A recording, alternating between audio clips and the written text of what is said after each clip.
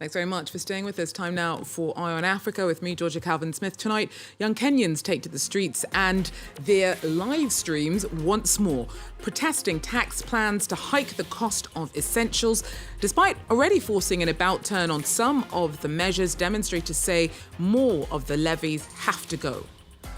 Also, presidents, pharmaceutical bigwigs and international funders all in Paris for game-changing talks about what Africa needs to make its own vaccines. The global disparities in access revealed by the COVID-19 pandemic have not been forgotten. Also, World Refugee Day acknowledges the resilience and hope clung to by the tens of millions of people forced from their homes. Our team in Ethiopia heads to a camp in Tigray, where over a year and a half since the end of a brutal conflict, forced displacements continue. But first, Kenyan protesters gathered around Parliament were met with tear gas and water cannon by police on Thursday as, for the second time this week, rallies against the government's proposed finance bill sprung up across the country. For the most part, though, the demonstrations were largely peaceful. Thousands of young people, frustrated with the rising cost of living, taking to the streets again, saying that a recent rollback of some planned tax hikes doesn't go far enough. At noon, a few people gathered in Nairobi's central business district, started whistling. It was a signal, it was the beginning of today's demonstration. Shortly after, hundreds, if not thousands of people gathered in Nairobi, despite the deployment of many police officers. And similar protests were organized in many other cities across Kenya. And it's important to notice that it was the biggest demonstration organized in recent years, and that there was no political party behind these demonstrations. It was regular citizens willing to demonstrate against the new finance bill, a bill that will raise many taxes. It's unacceptable for many Kenyan citizens. This demonstration is sponsored and is for young people. It's not sponsored by any politician. The young people of this nation are tired by the current government. We have to protect the freedoms we have. We have to say no to heavy taxation. We have to say no to ruthless business practices in this country. We have to fix these things that Parliament is not doing. We are the young people, and we are doing this for generations to come. Where does he expect us to give him money for taxes? We don't even know where our taxes go. This government does not give us accountability of our own taxes. So us, as the new generation, this is what we vow. We are going to take identity cards and we are going to vote this government out. Despite a huge mobilization, Kenyan MPs voted in favor of this new finance bill, and it's totally unacceptable for many Kenyans. On social networks such as TikTok or Facebook, many are already announcing that they will demonstrate again during the next days. They say that the Kenyan government already raised the taxes last year, that the economy is struggling at the moment, that the cost of life is increasing every month. They say that many Kenyans cannot afford to pay more taxes at the moment. Our regional correspondent Bastien Renouy there for us. Now, the footwork involved in the delicate political dance of South Africa's new Government of National Unity, or GNU, has been complicated by the suspension of an MP who used violent racist language in a 2010 online video. Now, Ronaldo House is a member of the Democratic Alliance that some see as representing the country's white minority. The DA won the second most seats in last month's elections that lost the ANC party its parliamentary majority. So it's had to form coalition with the DA in a compromise some see as a betrayal of the ANC's anti-apartheid origins. Now, House will face disciplinary charges from the DA and may face legal proceedings over alleged use of hate speech. He's apologised. Now, the COVID-19 pandemic exposed Africa's vaccine vulnerability. Leaders from the continent, the pharmaceutical industry and international healthcare were in Paris on Thursday for a summit on how to prepare Africa to eventually make the shots required to meet its own needs. Our Aline Botin headed out for us.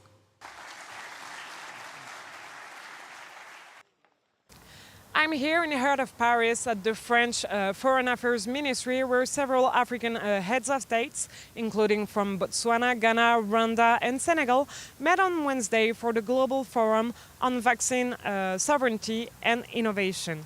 Moussa Faki, the chairperson of the African Union Commission, also made an appearance. reflecting just how important these conversations are for the continent.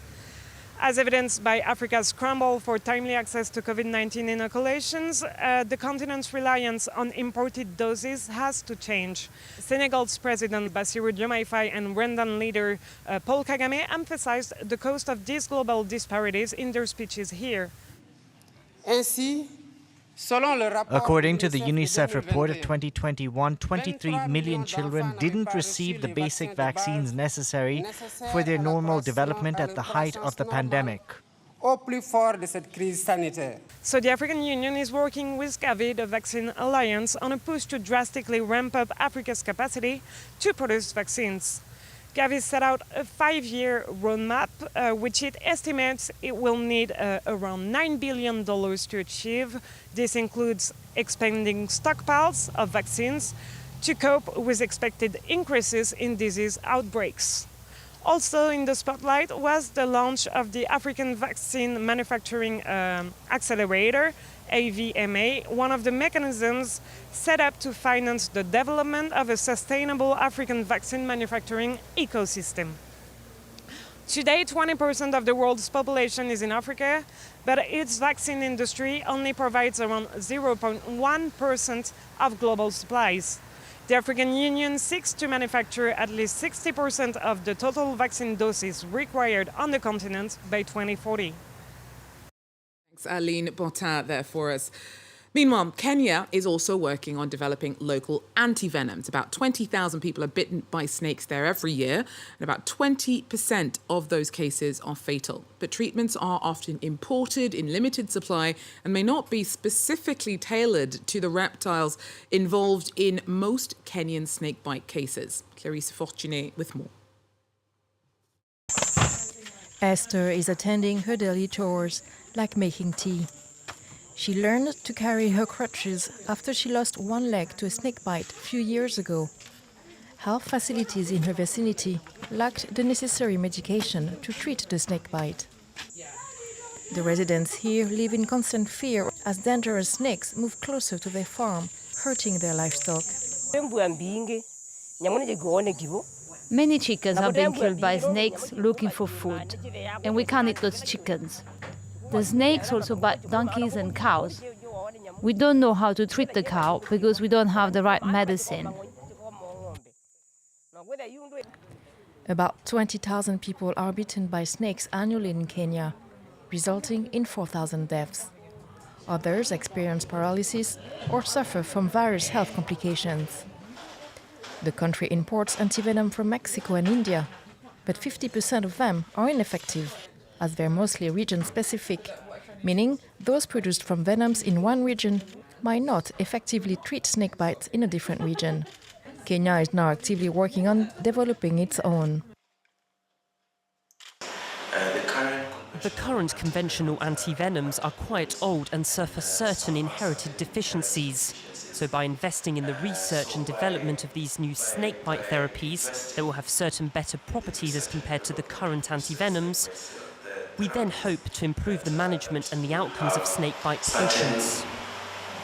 As climate change becomes more erratic and snakebite cases increase, the lab is also collaborating with communities to improve knowledge on snakebite prevention, how to handle snakes, and how to perform first aid on victims.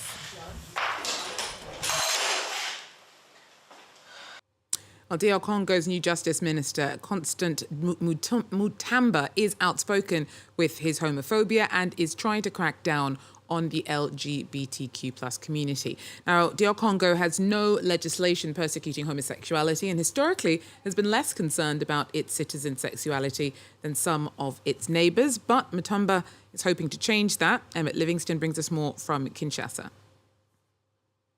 Congo's Justice Minister, Constant Mutamba, has only been in office for 2 weeks and he's already pushed the courts to crack down on the promotion of homosexuality. The move is unsurprising. The 36-year-old ran unsuccessfully for president late last year, promising during the campaign that he would ban homosexuality in the Congo. As an opposition MP, he also submitted a proposal in Parliament to criminalise homosexual acts, suggesting jail sentences of between 5 and 10 years. Homosexuality is completely legal in Congo, marking it out as relatively liberal compared to some of its neighboring countries. But Congo's LGBT community fears that Mutomba in government will lead to repression. Named as the justice minister in late May, Mutomba asked the state prosecutor on June 15th to pursue people who apologize for homosexuality, group sex, and, I quote, other forms of sexual deviance. On Tuesday, the state prosecutor responded, saying that the judicial authorities should instead issue summons to people who apologize for homosexuality. This measure is considered relatively soft, but an LGBT activist, who asked not to be named, told us that the minister was undoing a lot of the outreach work that gay groups have done over the years in Congo. The danger, the activist said, is that the climate of homophobia could lead to arrests and potentially violence. Now, June 20th marks World Refugee Day. 2 years of brutal civil war officially ended in Ethiopia in November 2022. But even today, 1.5 million refugees from the conflict in the region of Tigray are still waiting in camps, and forced displacement continues. Clotilde Azar reports from Endabaguna. 18 months after Ethiopia's war in Tigray, displaced people are still heading to this camp in Endabaguna. Around 20 arrive every day. Hailom is one of the many hoping for help. Before the war, this building was used to register Eritrean refugees. It was not made to host so many people. We are way over capacity. Many newcomers are without a roof and have to beg to survive. Hailom has found shelter in this shed. It's basic, but is an improvement on the dangers that forced him to flee. The soldiers were coming on my land at night, and they were stealing the cattle and anything they could find in the farm. One day, they shot me in the arm and broke it. It was very painful, and I wasn't able to take care of it properly. Then I fled here. Belainesh is pregnant and arrived a week ago with her 2 young children. People who were here already in the camp helped me and gave me a sheltered spot. We have water, but there isn't enough food. Endabaguna now hosts around 48,000 displaced people, but the resources to help them fall woefully short. They want to return to their place of origin, that's it. Even they don't want humanitarian supports. If they can go to their place of origin, they can harvest, work, doing some activities like cultural and economical activities. That's what all the IDPs are asking, even for the government, for federal government, even for the international community.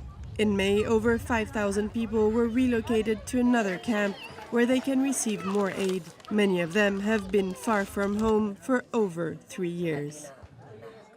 Well, that's it for Eye on Africa for now. Thanks for joining us. Do so again if you can. Till then, take care.